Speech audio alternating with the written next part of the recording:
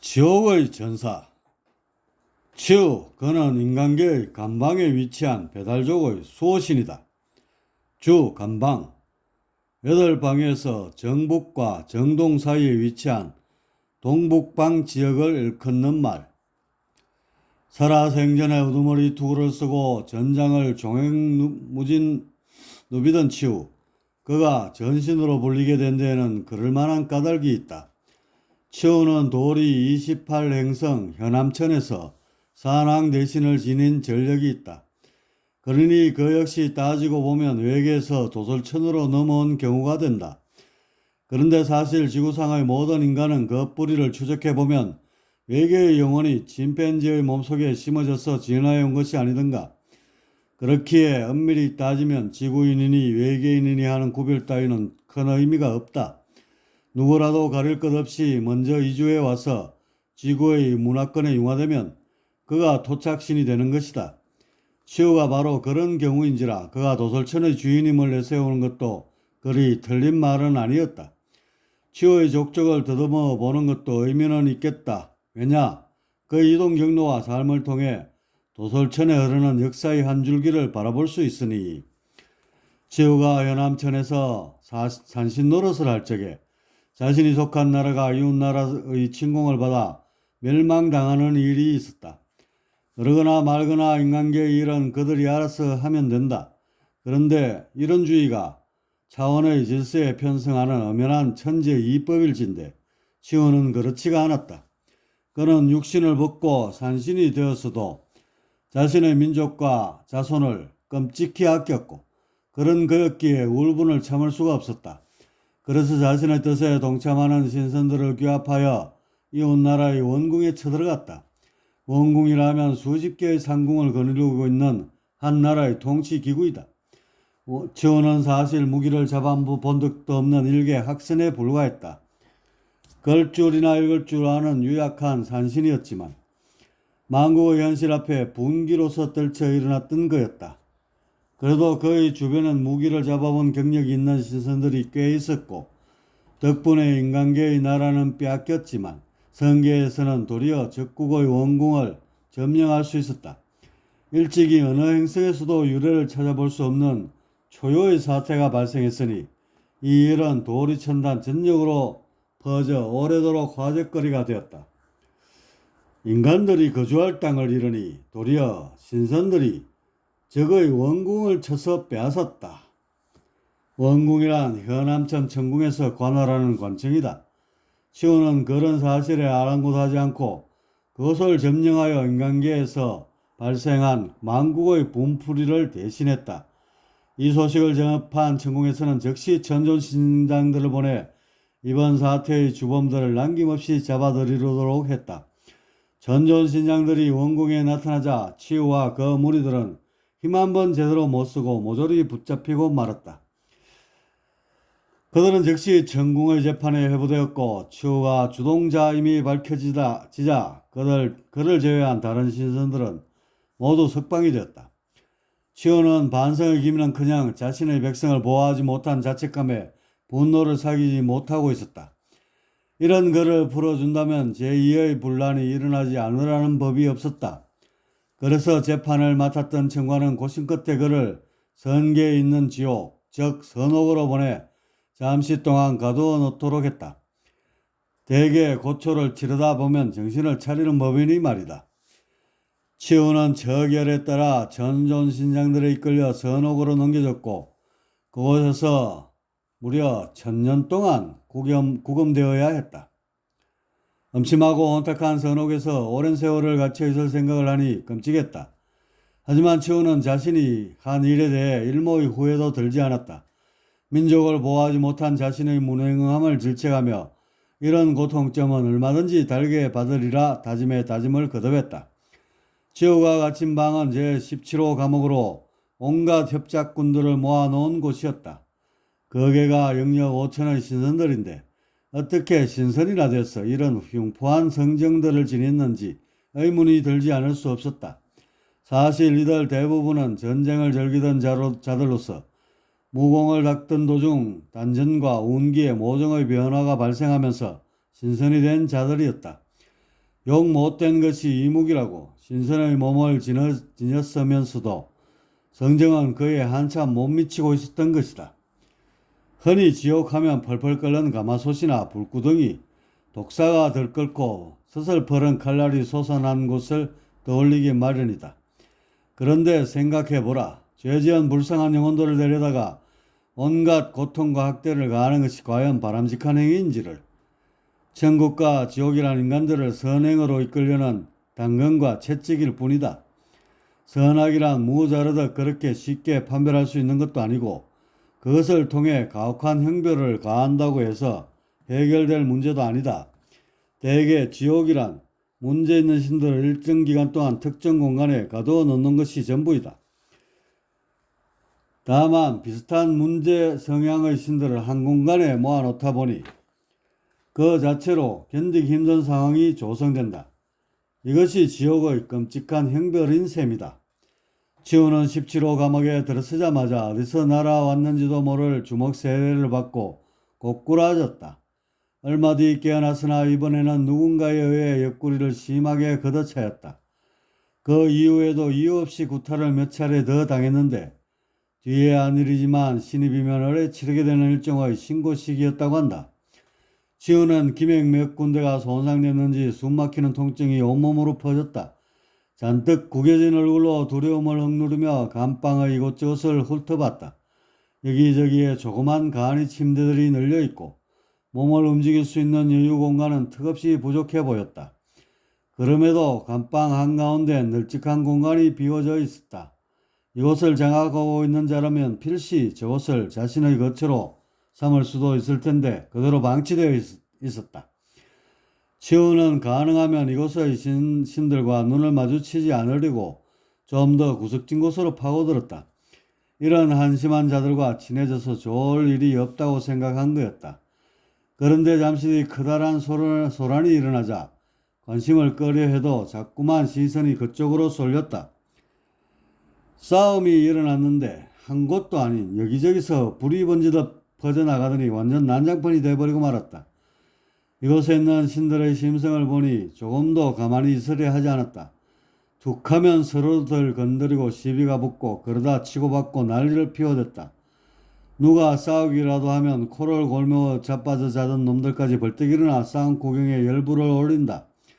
어떤 놈은 지켜보다가 자기 분에 못 이겨 주먹을 불끈 쥐고는 싸움판에 뛰어들기도 했다. 그 인상들만 봐도 험악한 것은 기본이고 야비하고 살벌한 느낌마저 풍기고 있었다. 체격들이 대체로 건장하고 사이사이에는 무신 출신들도 상당수 끼어 있는 것 같았다.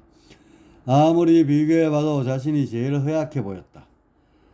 이런 곳에서 천년을 견뎌야 한다니. 치우는 한숨이 절로 나왔다. 그는 지금까지 글줄만 읽었지 싸움이라고는 이번에 이웃나라 원궁을 친 것이 처음이었다. 그것도 자신은 지휘만 했지 직접 힘을 쓴 것은 동료 신선들이었다. 이곳에 오기 전까지는 자신이 벌인 행위에 대해 후회하는 마음이 눈꼽만치도 없었지만 막상 와서 돌아가는 판세를 보니 다소 갈등도 되었다. 간수를 불러 자신의 죄를 뉘우친다고 고백할까 하는 생각도 울컥 올라왔다. 하지만 치우는 마음을 굳게 다잡았다. 이곳에서 죽으면 죽었지 사내로서 비굴하게 절신할 수는 없지 않은가.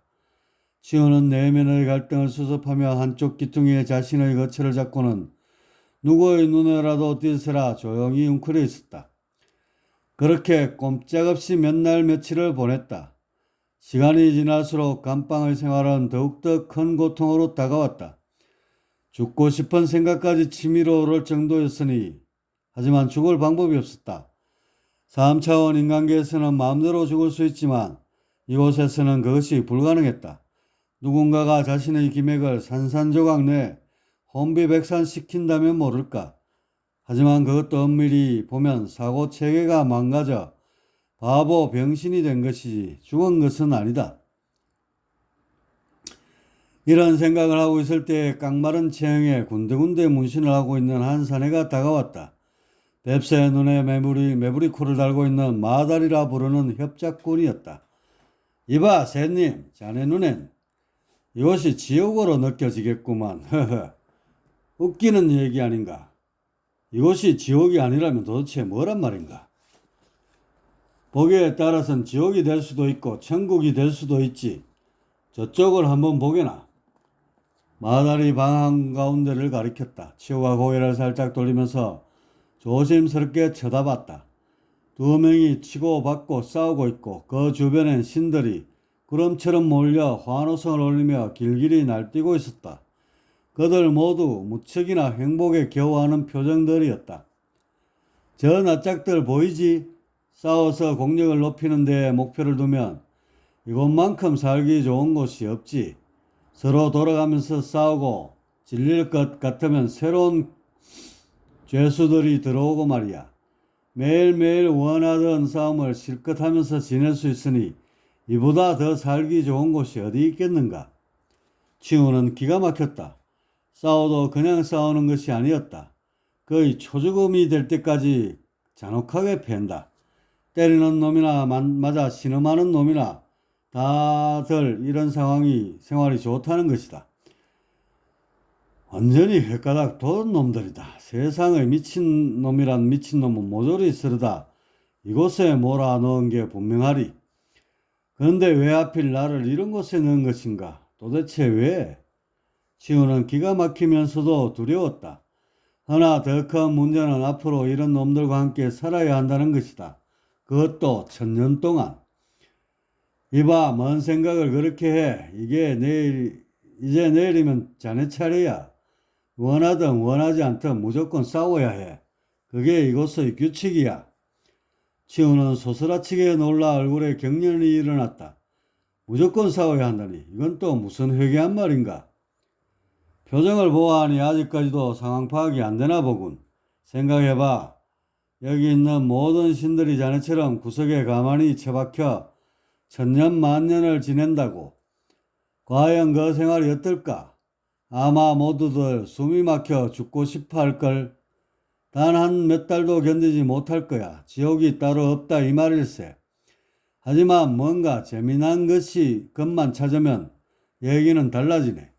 자네도 알다시피 세상에 싸움보다 더한 재미는 없지 않은가. 바로 이런 이유 때문에 우리들이 쉬지 않고 싸우는 걸세. 무작정 싸우기만 하면 재미가 떨어지기에 한 달에 한 차례씩 타이틀 매치를 벌려 챔피언도 뽑고 말이야. 지금 자네 목전에 벌어지는 싸움이 바로 그 도전권을 따내기 위한 걸세. 저런 자들은 한 달 내내 싸우게 되겠지만 자네 같은 샌님은 의무적으로 한 달에 딱 한 번만 싸우면 되니 그렇게 심각하게 생각할 필요는 없네. 몇 대 얻어터진 대가로 실컷 싸움 구경을 즐길 수 있으니 결코 손해보는 장사는 아니라 이 말일세. 하하. 마달은 마치 싸움이라도 한판 벌이는 것처럼 열광하는 표정을 지으며 침을 튀겨댔다. 그리고는 손에 쥐고 있던 술병을 들어 입속으로 콸콸 들이붓고는 근하게 트림을 뱉어냈다. 치우는 여전히 아무 말도 없었다. 그의 표정은 두려움을 넘어 하얗게 질려버렸기 때문이다. 마달은 치우의 눈치를 살펴보고는 다시금 축축해진 입술을 빠르게 놀렸다. 형벌 중에 제일 큰 것이 꼼짝 못하게 묶어놓는 걸세. 그래서 덕방을 끔찍이도 거리는 게 아닌가. 자네 눈엔 차지 않겠지만 이렇게 무리를 지어 함께 있다는 사실만으로도 안심해야 할 것일세. 더군다나 세상에서 가장 재미난 싸움의 예술이 수시로 펼쳐지고 있지 않은가. 생각만 살짝 바꾸면 지옥이 천당으로 둔갑하는 거란 말일세. 하하. 치우는 마달의 말을 듣고 보니 조금은 이해가 갔다. 맞아서 고통스러운 것이 문제가 아니라 길고 긴 시간을 어떻게 보내느냐가 문제였다. 시간을 보내기 위해 싸움을 한다. 그러고 보니 일리가 있긴 했다. 무사차 경과 1일시 10일이라고. 아무 일도 하지 않고 계속해서 앉아만 있으면 하루가 열흘처럼 길게 느껴진다는 말도 있지 않은가. 열흘 뒤 치우는 싸움판에 개처럼 끌려갔다. 결과는 비참했다. 딱 죽지 않을 정도로만 맞았는데 이것저것 상처가 심했다. 기력이 빠져 후줄근하게 늘어져 있던 그는 누군가의 손에 이끌려 한쪽 구석으로 내동댕이 쳐졌다. 진론을 떨 힘은 있었는지 치우는 어렴풋이 경기하는 모습을 바라봤다. 그런데 생각보다 재미있는 것이다. 자신이 맞아봤기 때문인지 더욱 실감나고 흥미진진했다. 근데 때리는 놈보다 맞는 놈의 심장이 가슴에 와 닿았고 주먹에 맞아 표정이 일그러질 때면 마치 자신이 당한 것처럼 전율이 소름처럼 일어났다. 지금만은 피했어야 했는데. 치우는 긴박하게 돌아가는 장면에서는 마치 자신이 싸우는 듯한 착각마저 잃었다. 그만큼 경기에 몰입되어 싸움을 보는 재미에 푹 빠져든 것이었다.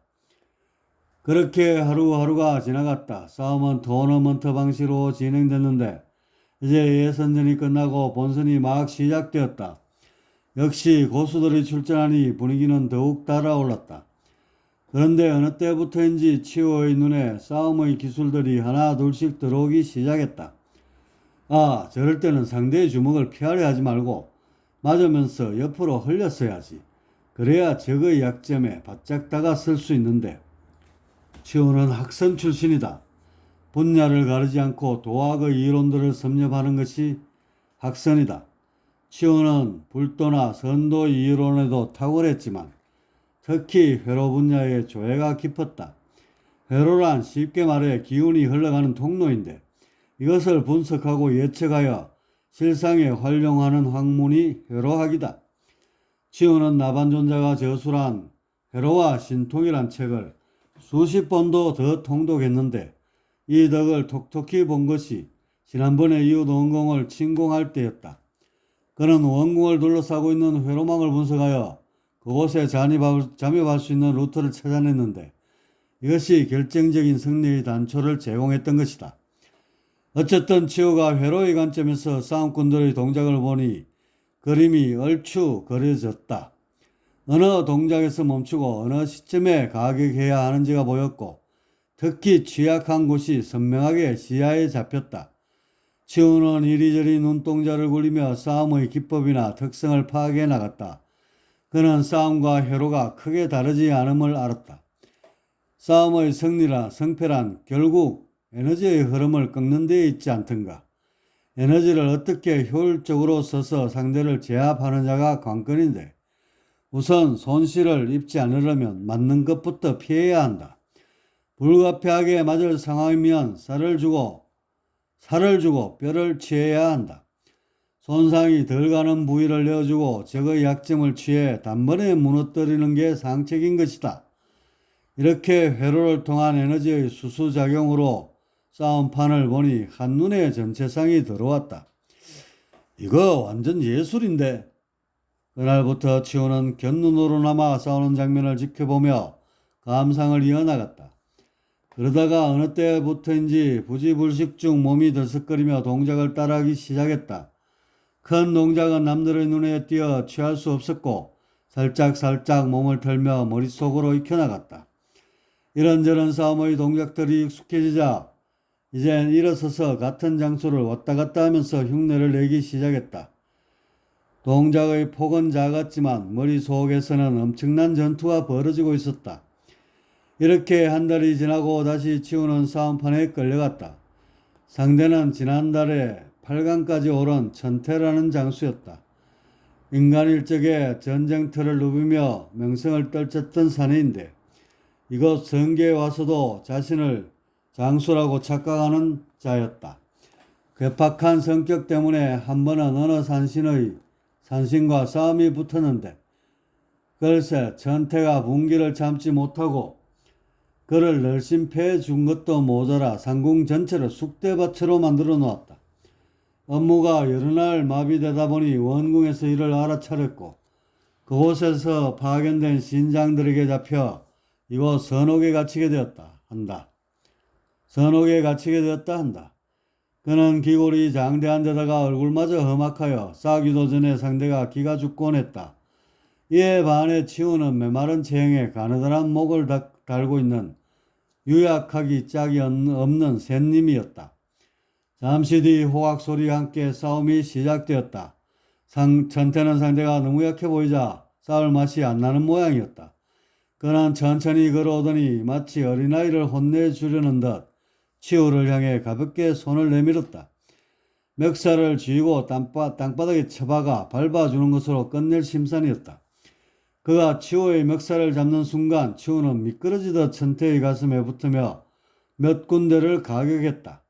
일반적으로 알려진 급소와는 거리가 먼 곳이었다. 하지만 이게 웬일인가? 거구의 천태가 단 몇 차례의 공격을 받고 그 자리에서 꼬꾸라지는 것이 아닌가. 그의 전력을 볼 때 급소를 맞아도 웬만해선 끄떡도 하지 않던 사내였다. 맷집 하면 천태라는 말까지 놔둘 것 정도였는데 모두들 기겁을 하며 어리둥절한 표정이 되었다. 이런 머저리들, 신들마다 기운이 흐르는 회로가 다 다른데 무슨 급소 타령들이야. 치우는 천태의 기운을 간파했던 것이다. 신들의 몸은 정과 기로 이루어져 있는데 정은 기를 쥐락펴락하며 운용한다. 기는 정의 지시에 따라 기맥을 타고 흐르면서 쉬다 가다를 반복하게 된다. 이렇게 기운이 흐르다 보면 곳곳에 교차점이 생겨난다. 이것들 중에는 기맥 전체로 연결되는 핵선이란 곳이 있는데 이곳을 건드리면 운기에 커다란 지장을 초래하게 된다. 결과적으로 힘을 못 쓰게 되어 게임이 끝나버리게 되는 것이다. 핵선이 약점이다. 이곳만 가격하면 싸우면 종치는 것이야.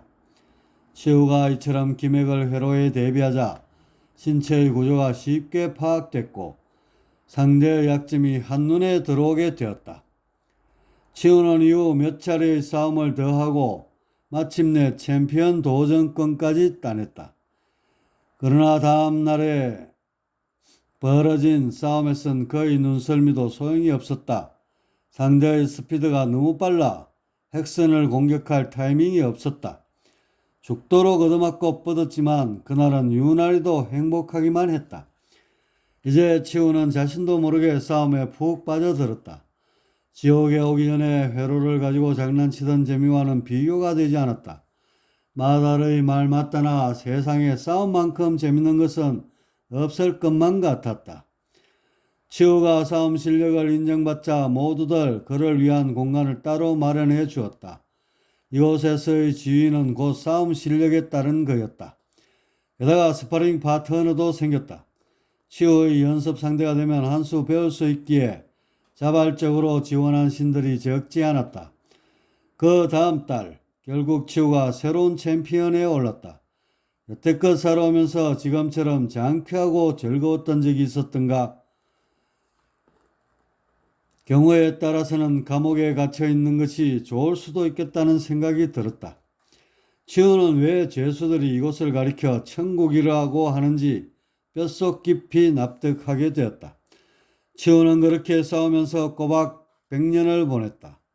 하루하루가 너무 재밌다 보니 세월 가는 줄도 몰랐다. 나중에 형기가 만료됐다고 나가려고 하면 어떡하지? 치우는 선옥 생활이 얼마나 행복했으면 출소할 것을 걱정하게 되었다. 그런데 이곳 생활도 한 가지 문제가 있는 게 계속해서 챔피언을 하다 보니 재미가 조금씩 줄어드는 것이다. 그래서 고심 끝에 간수에게 부탁하여 지옥 전체의 격투기전을 개최할 것을 제안했다. 간수들 역시 싸움 구경을 마다할 리가 없었다. 그래서 치우의 의견을 받아들여 1년을 상반기와 하반기로 나누어 통합 챔피언전을 2번 개최하기로 정했다. 선옥은 총 30여 개의 감방으로 구성되어 있는데 이 모든 곳의 챔피언들끼리 맞짱을 뜬다고 하니 벌써부터 열기가 후끈 달아올랐다. 가장 신바람난 이가 치우였다. 그는 더욱더 싸움 연구에 몰입했고 감옥 전체의 챔피언을 함께 향해 불철주야 매달렸다. 그의 성적은 얼추 중간 정도 됐는데 꾸준한 노력 덕분에 순위가 매번 상승해 나갔다. 그리고 300여 년 뒤엔 더욱 선옥 전체의 챔피언이 될 수 있었다. 자신보다 영역이 한 수 높았던 자를 상대로 싸워 이긴 것이기에 그의 승리는 더욱 값진 것이었다. 치우, 어느덧 샌님의 모습은 온데간데 없고 지옥의 전사로 탈바꿈해 있었다. 강남귤 화위자, 강남의 귤나무를 강북에 옮겨 심어 놓으면 탱자나무가 된다고. 선옥에서 지내던 치우는 이제 예전의 샌님 치우가 아니었다. 각진 얼굴형에 매서운 눈매를 달고 있는 그는 한눈에 봐도 건장한 체격에 비호 같은 몸놀림을 지니고 있는 전사 중의 전사였다. 샌님이 된 것이다. 이렇게 500여 년을 보낸 뒤부터는 치우의 무도는 경지에 올라 적수가 없게 되었다. 그렇게 되면 싸움의 묘미 또한 사라지는 법. 그래서 치우는 이때부터는 무도 교관으로 물러나서 후학을 양성하면서 시간을 보냈다. 제자의 전투를 통해 대리만족을 할 수밖에 없었는데 그래도 나름 재미는 있었다. 어느덧 천년이란 세월이 훌쩍 지나갔다. 선옥문이 열리며 간수의 입에서 석방이라는 말이 떨어졌다. 그 말이 치우에게는 마른 하늘의 날벼락처럼 섬뜩하게 들렸다. 어느덧 이곳 지옥이 천국이고 바깥 세상이 지옥처럼 느껴지게 된 것이다. 치우는 마치 감옥으로 끌려가는 죄수처럼 간수들의 손에 이끌려 바깥 세상으로 던져졌고 넓고 푸른 하늘이 맨 처음 시야에 들어왔다. 넓은 벌과 끊임없이 펼쳐지는 실로고의 숲들, 그 사이로 흐르는 맑은 물결이 이국적인 풍경으로 다가왔다. 치우는 감옥 속이 사무치게 그리웠지만 이제는 돌아갈 수 없는 처지가 되었다. 그렇다고 신선의 체면이 있지 일부러 죄를 지을 수도 없는 노릇이었다. 치우는 무거운 발걸음을 옮겨 예전에 자신이 부임했던 상궁을 찾았다. 마침 수하였던 산신국사가 사랑 대신직을 이어받아 일을 하고 있었다. 그는 처음에는 치우를 알아보지 못하였다. 유약한 유생에서 무시무시한 전신으로 탈바꿈되어 나타났던 까닭에 이름과 얼굴을 혼동했던 것이다.